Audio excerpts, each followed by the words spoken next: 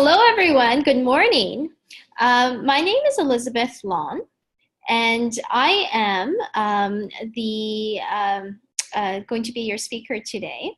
I'm an immigration lawyer. I've been an immigration lawyer in Canada for, well over a decade. You can read all about my profile on our website at www.lmlawgroup.com.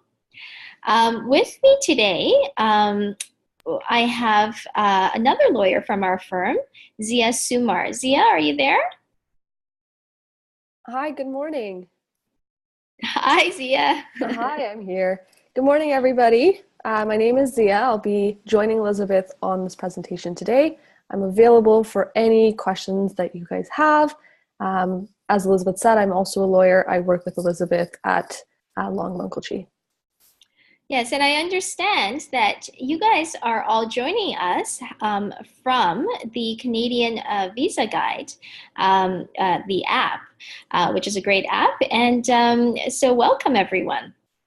Okay, so as we've said, Zia is going to be there. She's going to be answering any questions that you might have. And let me just share my screen with you so I can explain to you some logistics first. So essentially, what you have here is you're going to have a screen in front of you, and you're going to have the question Q&A over here. So during the seminar, if you have any questions, you can always type it on there, and Zia will be there to answer your questions. And in the end, what we'll do is we're going to have some time for a few questions that you and others may have asked, and we'll answer a few questions there. Okay? So let me just see here.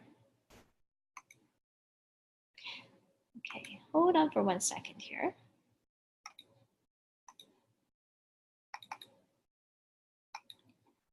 Okay, so let's start.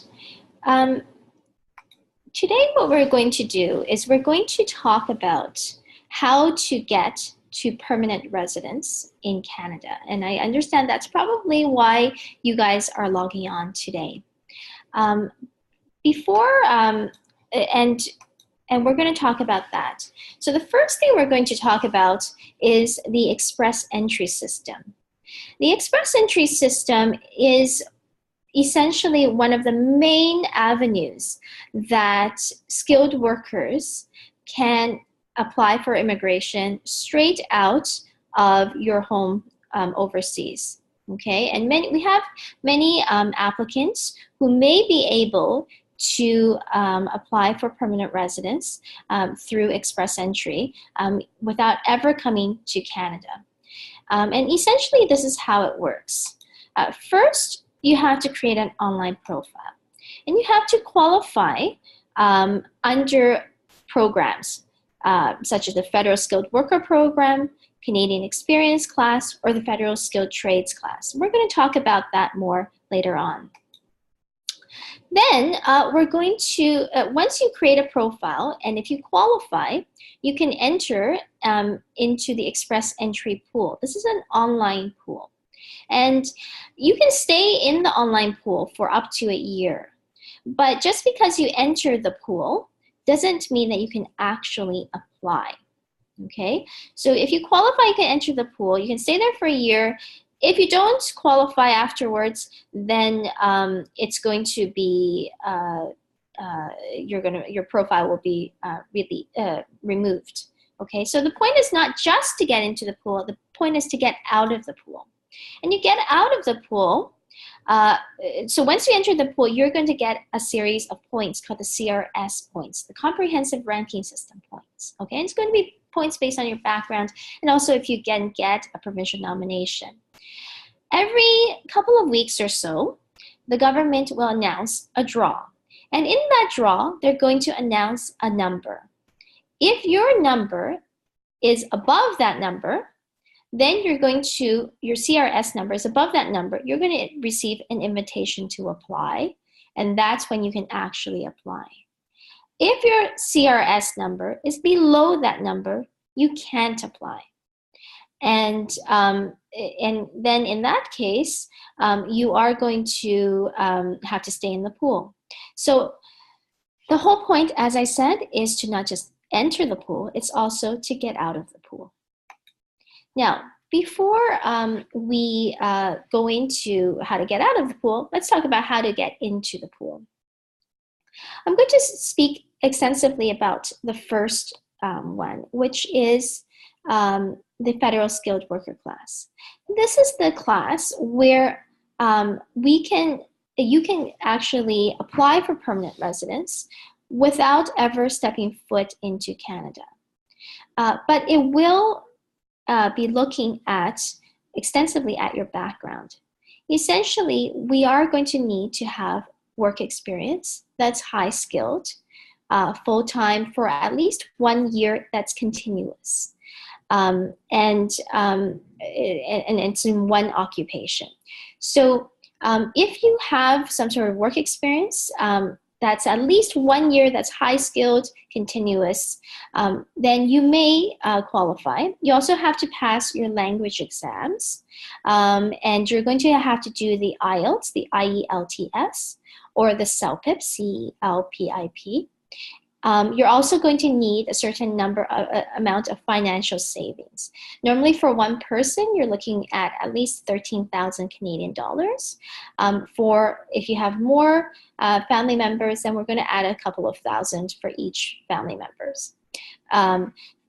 You are then, after that, we're going to have to evaluate the rest of your background to see whether or not you qualify. Okay, so it is a weighting of your different skills and background. Some of you may already qualify, and some of you may need to do a few things in order to qualify under this category.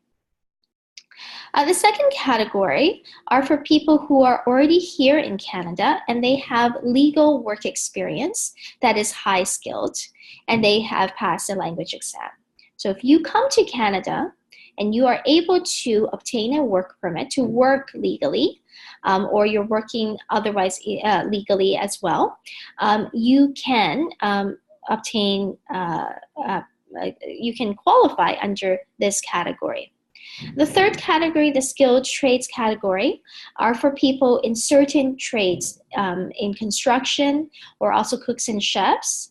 And you do need to have either a Canadian certification for your trade or a labor market impact assessment where you have an employer who has applied for the LMIA, the labor market impact assessment, and has said that has shown that they can't find a Canadian who can do the job. Okay, for the most part, we're looking at the first program for the vast majority of people who want to come to Canada. So once you can get into the pool, you're going to get a series of points. And I'm just, I've put in here, for example, 4 people. Imagine this times thousands of people, hundreds of thousands of people, okay? And let's just say Juan's CRS is 415, Anna's CRS is 401, Jean's CRS is 437, and Scott's CRS is 501. Now, the government has announces a draw every 2 or 3 weeks, and right now we're drawing at around 450s. So if the government, for example, announces a draw of 458, well then in that case, only Scott would be able to get an invitation to apply. Everyone else needs to stay in the pool. Okay? So how does your scores work? What would you get on the comprehensive ranking system? What would your CRS points be? Well, first of all, we look at age. Essentially, the maximum age is from 21 to 29. Once you reach your 30th birthday, your age will drop by 5 to 6 points. And once you reach your 40th birthday, it's a fast slide down to, often minus 10 for each age until you get to your 45th birthday. By your 45th birthday, the good news is your age doesn't go down. The bad news is that essentially it gets down to 0. And you won't have any more points for age. So in this, you can't do much about your age except to apply as soon as possible. Education is also important. We are essentially looking for someone who has both at least a 3-year degree. And if you have another college or university certification program on top of the 3-year degree, then you really jump by a whole lot. Now, when I'm talking about the system, it's not just about if you have this, for sure you can get in, or if you don't have this, for sure you can't get in. It's a mixing of the different factors, and I won't be able to be sure whether or not you can get in until I actually do the evaluation for you. But certain things will make your points jump, and one of those things is having 2 degrees, one of them being a 3-year, completing a 3-year program. Your language points are also very, very important. So in Canada, it's a bilingual country, and English and French are the languages that we look at.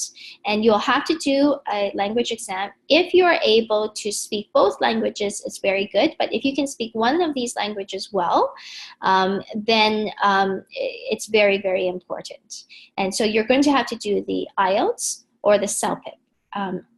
Usually overseas, only the IELTS is available. That's IELTS, and it's the general language test. Relevant Canadian work experience is also very important. This is where people who have come to Canada to work before will have a significant advantage over those who won't. Foreign work experience, though, is also very important. So if you do have high-skilled work experience, we will need to collect evidence to showcase this.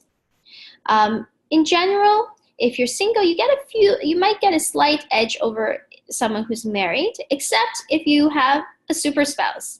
If you have a super spouse who has a high level of education and her language points are good, then you might get a few more points.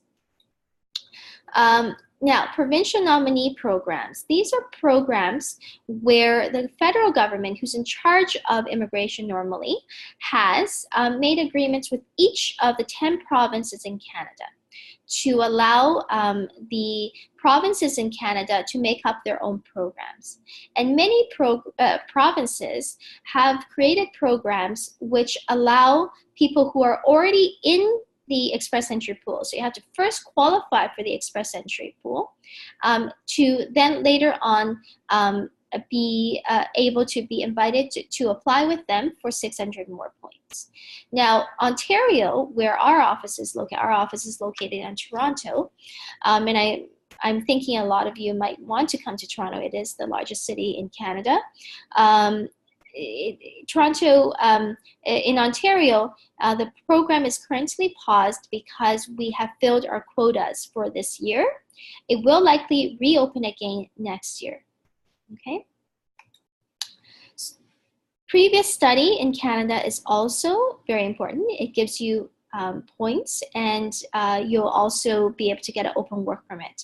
We're going to talk about how to come to Canada to work and study after this, because I think that's going to be very important in your plans if you cannot get the score right now to immigrate that you'll need.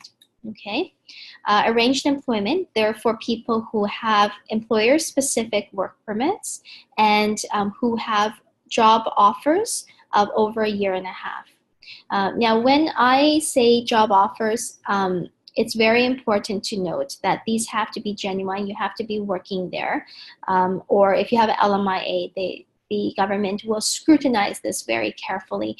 We often have people asking us if we can find them a job. We are a law firm only. We're not a recruitment agency, so we don't help people find jobs. In fact, normally it is very difficult for someone to be able to apply for a job and for the employer to want to undergo the process for them if they haven't ever met them. So it's very important. We'll talk about work permits and study permits to consider this and how to get a genuine job offer in Canada. If you have a sibling, if you have a brother or sister who are Canadian permanent resident, you get a few points there.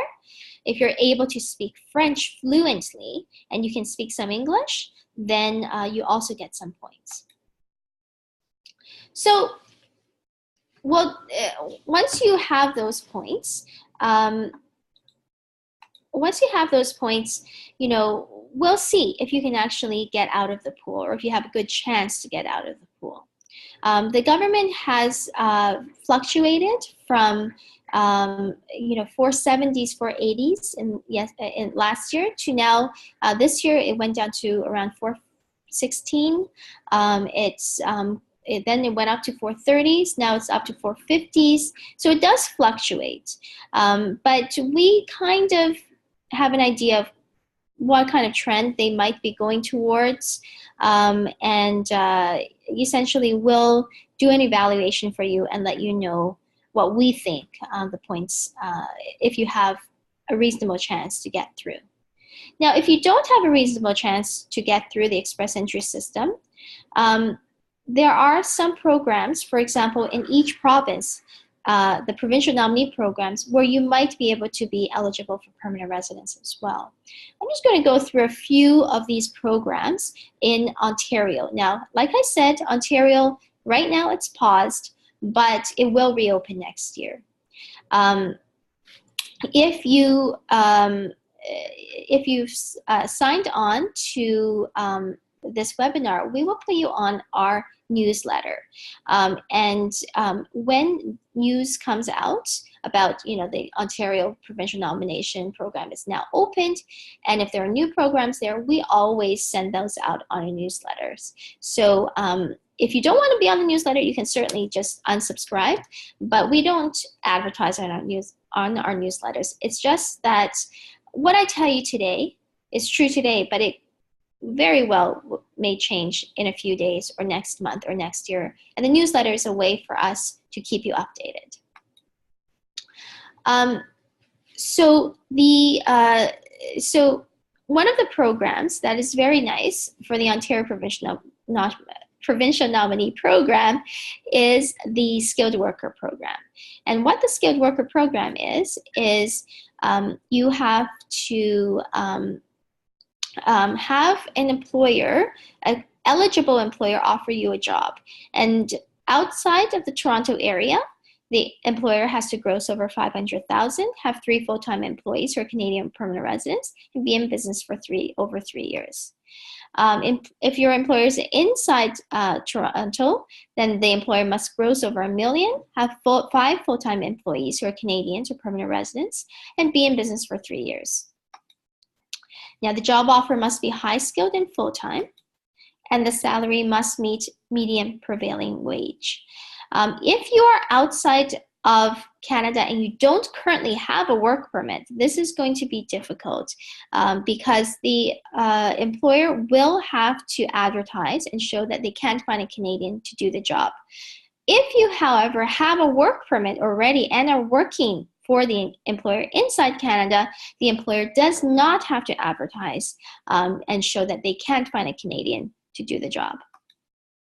And under this category, you, in order to apply for permanent residence, would have to have 2 years of work experience in the occupation. The international graduates, for those people who have graduated from a Canadian university or college in a 2-year program or a 1-year postgraduate program, you have an advantage. So it's the same first 3 criteria for the employers and the job offer, but no experience is needed, and the salary can meet entry prevailing wage. So it's much easier to find an employer who's willing to do that for you.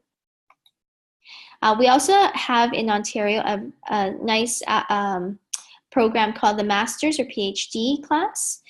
So essentially, if you graduate from a Master's or PhD program in Ontario, and if you apply within 2 years of graduation, then you don't need a job offer in order to apply for this. There are a few more criteria, such as language and savings requirements there. But this is a very nice program. It's also a very, very competitive program in that you have to make sure that you can actually get in when the program opens for a very short period of time. You know, when we do an evaluation for someone, we don't just present them with a plan A. We always look at plan A, plan B, and plan C, because you never know, you know, what could happen. These programs could very well change. For now, this has been the case for these programs for the past few years. Okay. There's also a caregiver program, and this program is also a very good program. This program is a federal program. It is one of the only federal programs that allows what's called low-skilled workers to immigrate to Canada.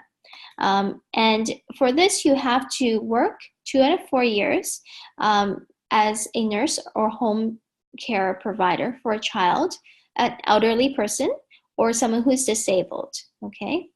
And you have to work at a either someone's home or nursing facility for the elderly. You can't work at a daycare. You have to pass the English exam. But the English exam that you pass is quite low, much lower than the skilled worker English exam. And you need to have at least a 1-year post-secondary diploma.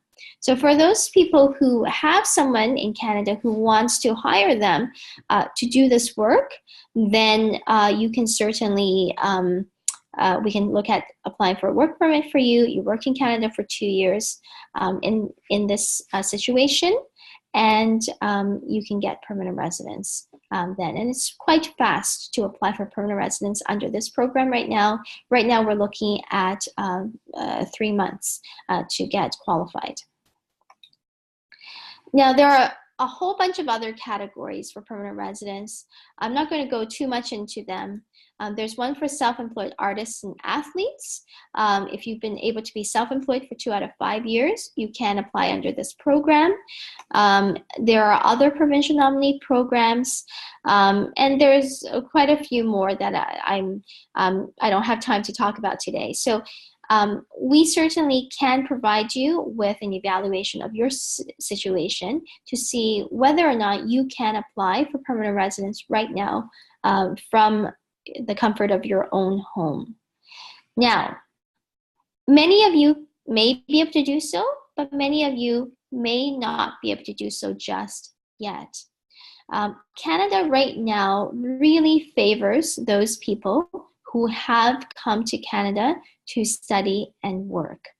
And so I'm going to be sharing with you some of the common work permits, because maybe some of you might be able to come to work in Canada and get permanent residence after you've come to Canada to work.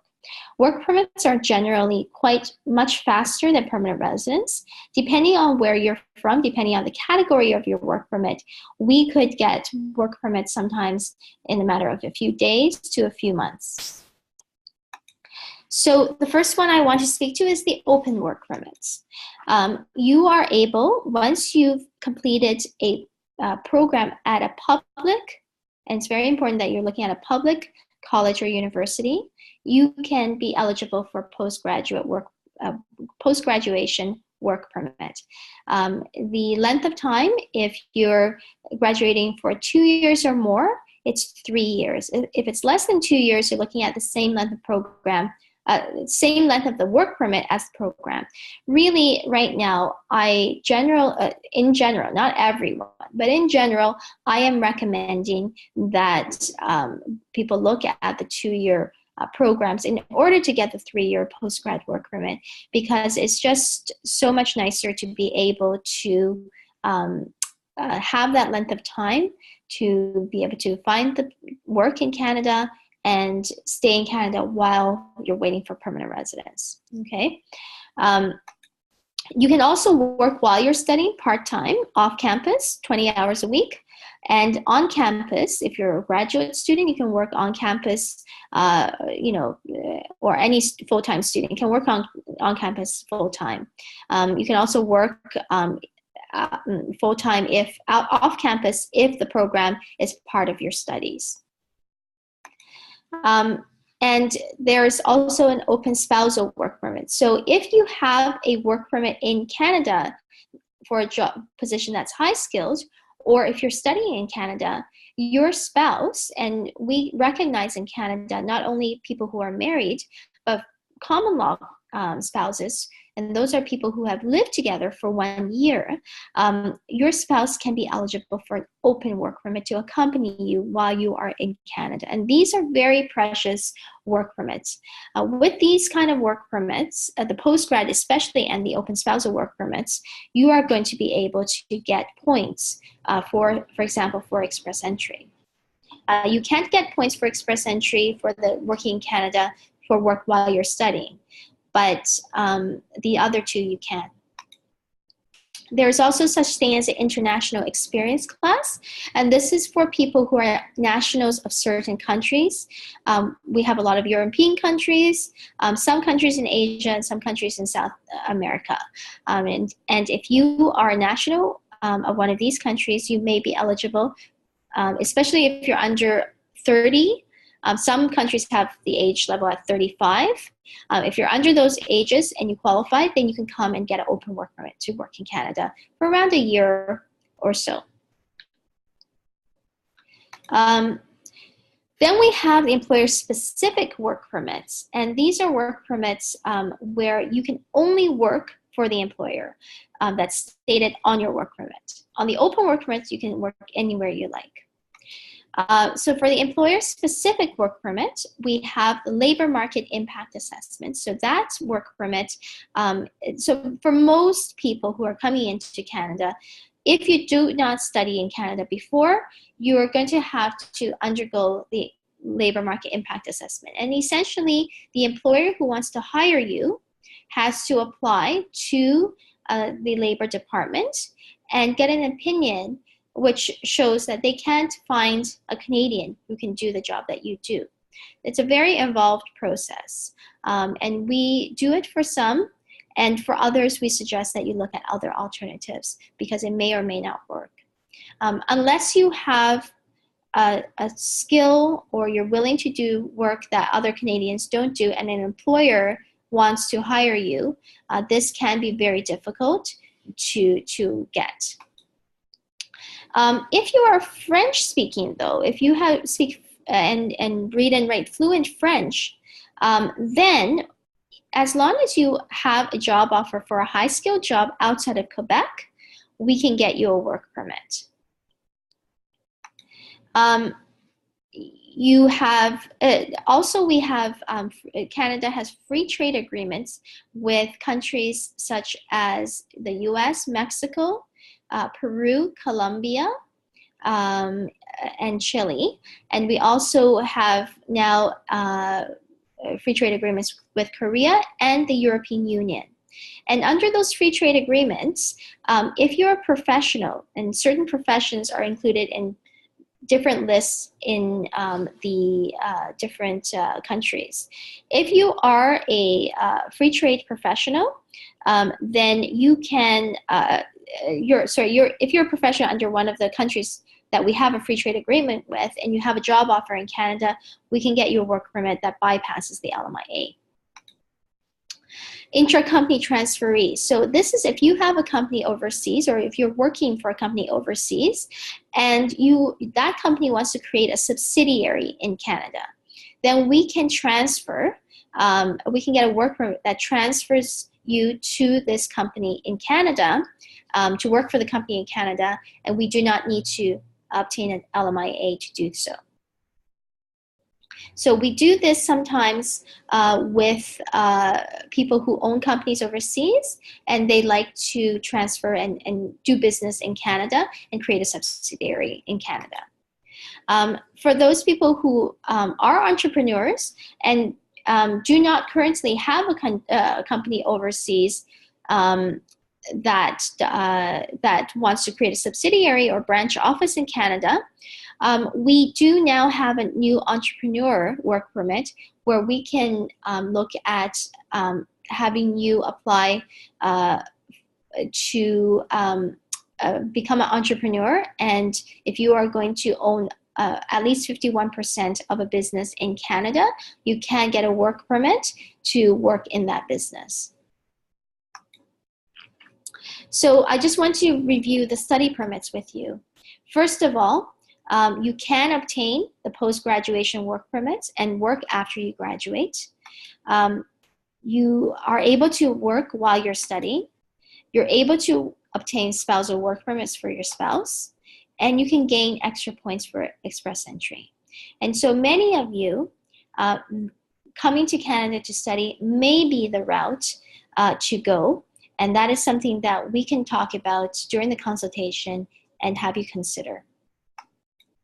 Also, with the study permits, you are able to obtain permanent residence through provincial nominee programs. I've talked about some of the programs, the Ontario program. Other provinces also, if you go to school in their province, they also have really good programs for students as well. So that's it for today. If you'd like to have a personal consultation, please let us know. And you can ask for the seminar discount. Tell us that you've watched the seminar, and we can give you the discounted rate. Normally, our discount is $250, but if you watch the seminar, then you can get the seminar discount for $100. Okay. Now, Zia, are you there? Yes, I'm here. Okay, so do we have any questions? So we do. Let's see here. So one of the questions that I've gotten a lot is, so what happens next? How do I come to Canada? So immigration is all about planning.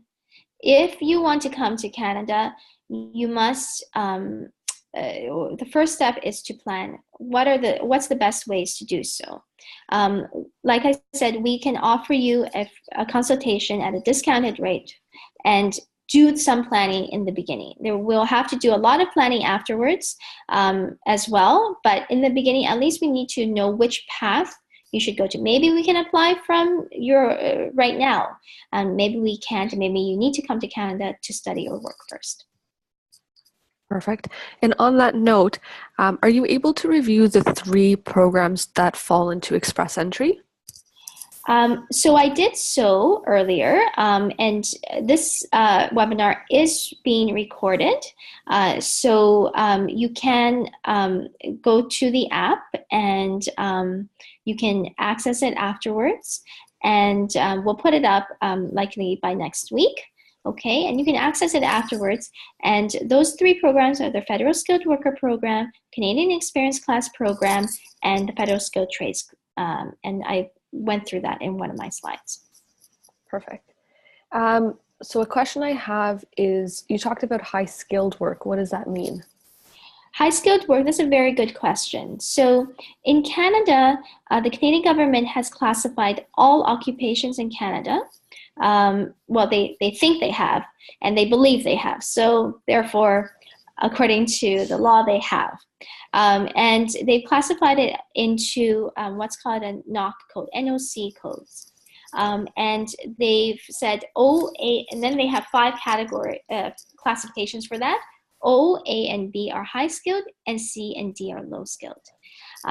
Those categories can be quite confusing because many occupations that you might think are high skilled can be classified as low skilled, and vice versa. We will do evaluations for everyone who comes to us on the consultation as to whether or not your work experience is high skilled or low skilled. Perfect. The next question I have for you, just see here.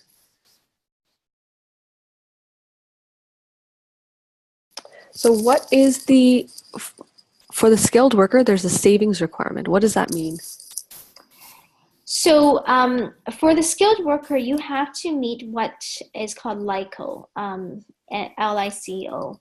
And if you don't have arranged employment, which means you have a job offer for over a year and a half and you have an LMIA or employer-specific work permit, then you have to have at least enough savings to meet that LICO amount. And that amount changes every year. I would say normally a single person needs to have at least 13,000 savings in their account that they can use in the first year of coming to Canada. The reason why the government wants that is because they're assuming that in the first year you may not be able to find a job when you come to Canada, and you're going to need some money to support yourself. If you have more than one person in your family, then we're going to add a few $1,000s for each person. It's not like by two. It's less than that. We'll do an evaluation and see how much money you'll need in order to qualify for this. Yeah. Perfect, thanks. And the next question I have, Elizabeth, is what's the processing time for express entry? So for express entry, it depends on if you can get out of the pool. If you can't get out of the pool, you may never get out. But if you can get out of the pool and you receive an invitation to apply, the standard is under 6 months. I believe it's 80% gets processed under 6 months. So if you come to us and we can get you out of the pool, be prepared to come to Canada soon. Now, that's not to say that you have to come and live in Canada right away once you get approved. Once you get approved, we have what is called a landing process. That means you have to set foot in Canada and land in Canada. Set your foot on the land in Canada. Once you've done that, you come for a visit, you can leave. And in order to maintain your permanent residency, you have to be in Canada for 2 out of 5 years. So you can land in Canada, have a visit, and leave Canada and not be back in Canada for 3 years, and you can still maintain your permanent residency. Okay, but the approval time for express entry is quite express if we can actually get you out of the pool. Great. Elizabeth, the next question is, what schools do you get a study permit for? So in Canada, we have hundreds of universities and colleges. It's very important to find a program which will allow you to get the post-graduation work permit. The public universities and colleges are the ones that I usually recommend, because usually it's only if you complete a program in those schools that you'll qualify. But even at the public universities and colleges, not all programs will qualify. So normally what I do is after the consultation, I'll have my clients look at schools and let me know what program they want to do so that I can tell them, oh yeah, this program will work, or no, I would recommend another program. Great. I think that's all the general questions that we've got on the Q&A. Okay, fantastic. Okay, well, thank you everyone for coming. I look forward to meeting you all if you'd like to have a consultation with us afterwards. And thank you, Olisa, who is also there, who is the producer, founder, and manager of the Canadian Visa Guide app, and for inviting us to have this webinar. Take care, everyone. Have a great day. Bye-bye.